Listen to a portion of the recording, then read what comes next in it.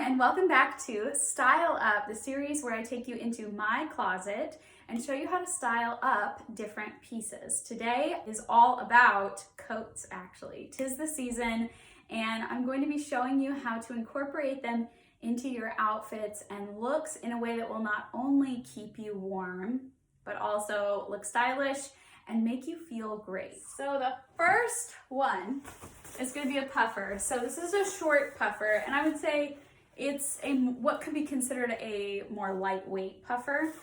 There are some that are like really huge, but I do think that's more of a trend.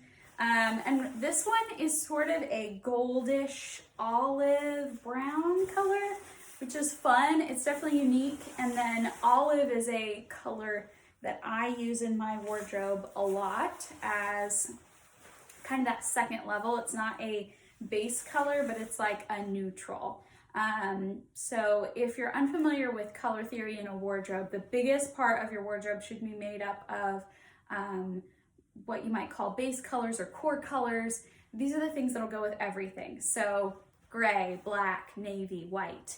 And that's why I put on a gray turtleneck today, so that I could show you all of these coats on the same base. And this is something I suggest to all of my clients and to people when I give advice as well, is make sure that you have neutral bases that then you can add stuff on top. So I like coats that have a little bit of either print or shine or a little bit of an interesting color going on, so that I can wear them over my basic pieces and then they become more exciting. So I have on this olive one. It has a hood. This is from Aritzia, and it is not their famous super puff, but it is like one of their Aritzia brands called TNA, and it's called the Little Puff. But it's a waist length coat. I'm gonna step back so you can see. So if I zipped it, it would be here. Now, if you know anything about my styling philosophy, I say stay away from dressing yourself 50-50. I'm gonna go ahead and put my hair back as well, because I have long hair, and when there's a lot of volume up top, it gets difficult to deal with. So I have my turtleneck on, which is a great base, and then this. So we were just saying 50-50. I always think it's better to dress in thirds. Maybe that's 2/3 on the top, 1/3 on the bottom, or 1/3 on the top, 2/3 on the bottom. And that's like what a high-waisted pair of pants and a shirt tucked in would do for you, is like 1/3 on top, 2/3 on the bottom. So typically when I wear this jacket with high-waisted pants, I just fold it under, which may seem a little silly, but the proportion is way better. And it means that I don't have to own a cropped coat, which would be really limiting. This puffer I wear with almost everything. It looks great with when I add a purse. This one is pink. I have one more that I use a lot in winter that's burgundy. You could imagine that would look great with this as well. Oh, and then I should probably add some shoes. So this would be a more casual look. And I have the gray here. So if I was going out, I'd probably do the gray casual tennis shoe. And then what this does is it'll tie back to the shirt I'm wearing. Okay, so this would be like a casual going out, maybe to meet a friend for coffee, and it's a step up from wearing leggings and a sweatshirt, right?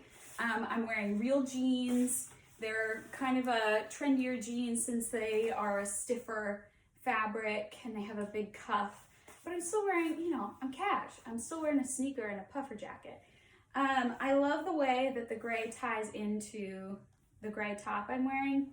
Yes, I could wear a white sneaker and that would look great too, but I really love it whenever I can tie colors back into my outfit. It's always a good call. And then reminder, I just tucked this puff under and did it that way. So if it was really cold outside and you didn't want your ankles to show, I would suggest just wear socks, so I would do gray just to match the shoe and everything. You don't have to match exactly. The best course of action is to always go for a color similar to the pants you're wearing.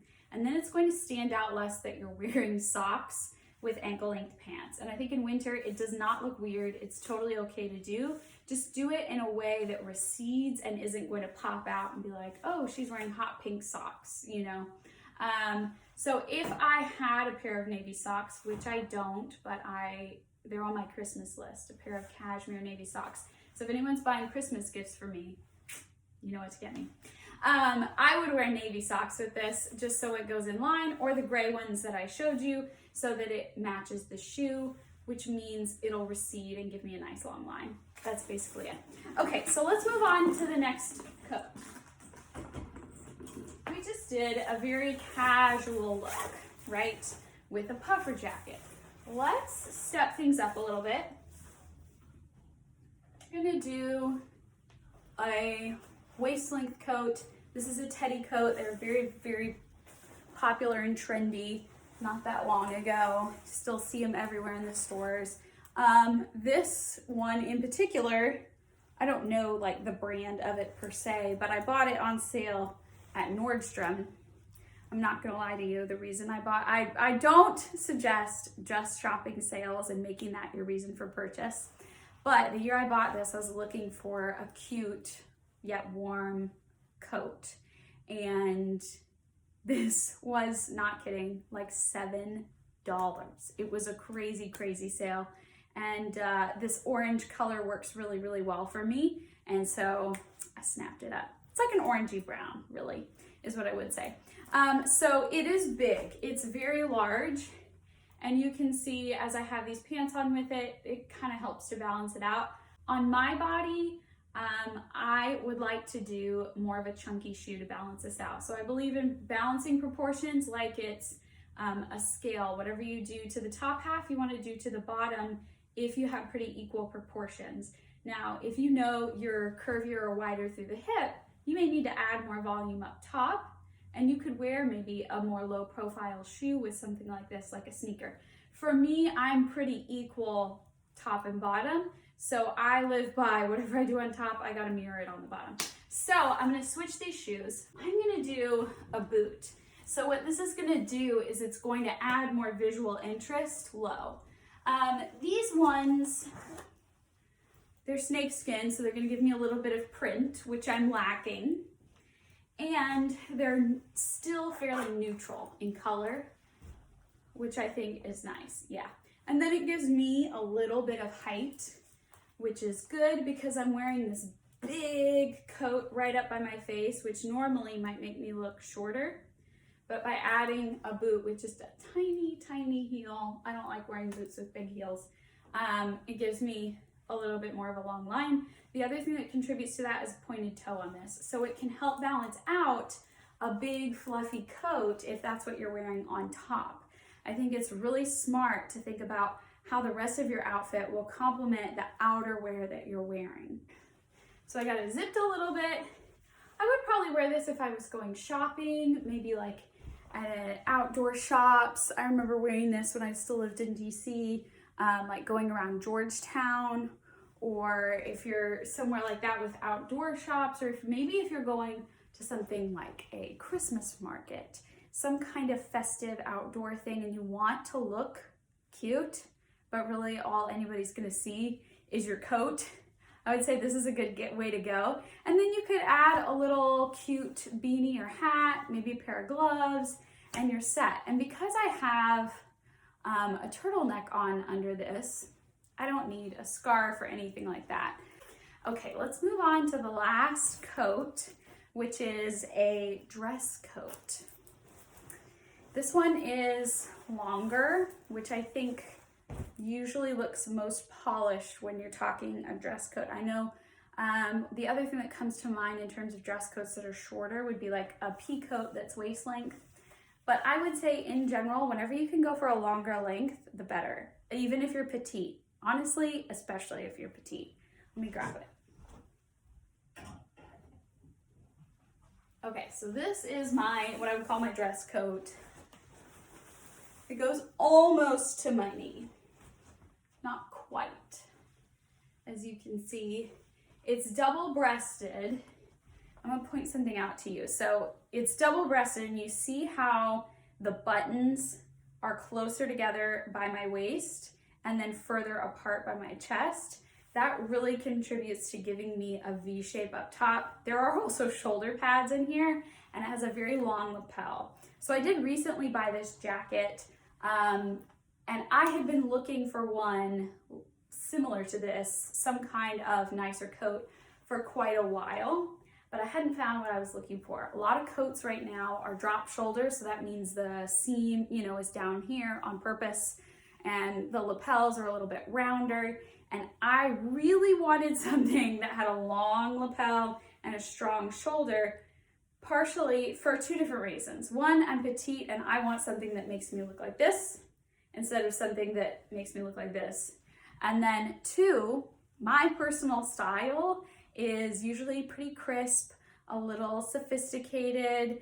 And so I wanted something that sort of felt like a men's overcoat that they might wear over a suit or something, and then this is olive, yet again, tweedish looking. Honestly, it's more boucle. Like boucle is that fabric that we associate with Chanel, that kind of pulled up. And then gold buttons. I wear gold jewelry, so that was a great pick for me.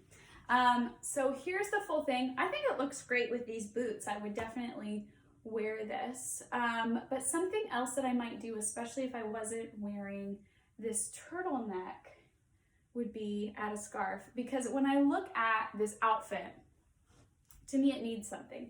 Even though this is the third piece,